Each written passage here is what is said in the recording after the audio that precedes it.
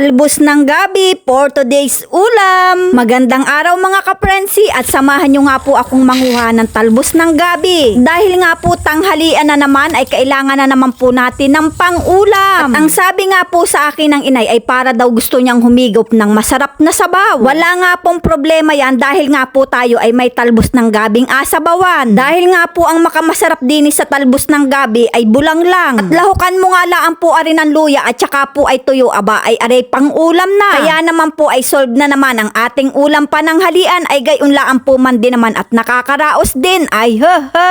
Ay ari nga pong talbos ng gabi ay ating abuhol. At yan ang pangit naman po niyan pagka po yan ay abulang-langin mo lang tapos ay hindi mo abuhol. At kahit nga po yan ay ibuhol mo ng paganyan ay hindi naman po yan napuputol. Pagkabuhol nga po natin ay ababad muna natin din sa palangganang may tubig at ari po ba yan naman ay kahit anong buhos mo ng tubig ay hindi nababasa. Ay wag na po ninyo akong atanungin kung bakit ang gabi kahit basain mo ay hindi nababasa dahil ako po mismo ay hindi ko din alam ang sagot ay ho ho.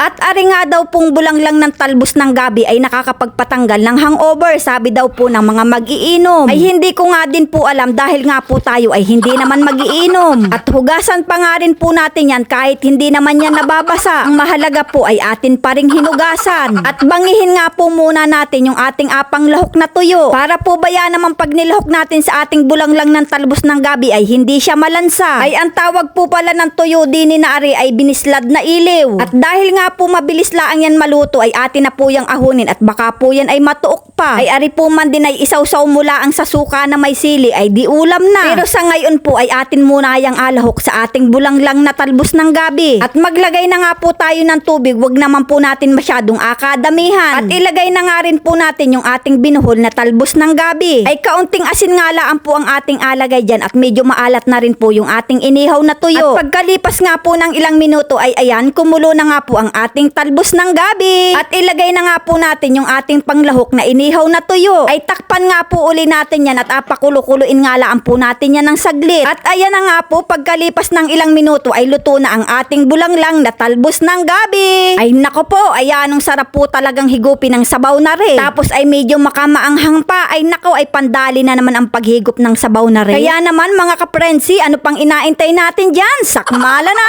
Ay arilaan po man din ang ulam sa pananghalian ay ayos na ayos na. Ay sabaw pala ang puman din naman ay panalo na. Ay makamasarap man din nga ni. Ay talaga naman pong nakakalabas din ng pawis ang paghigop ng sabaw na rin. At makamainit na nga po yung sabaw ay makamaanghang pa. Ay makabusog po man din nga ni. Kaya naman mga kaprensi, kung naibigan mo nga aring bidyong ari ay palike and share na laan po. Maraming salamat!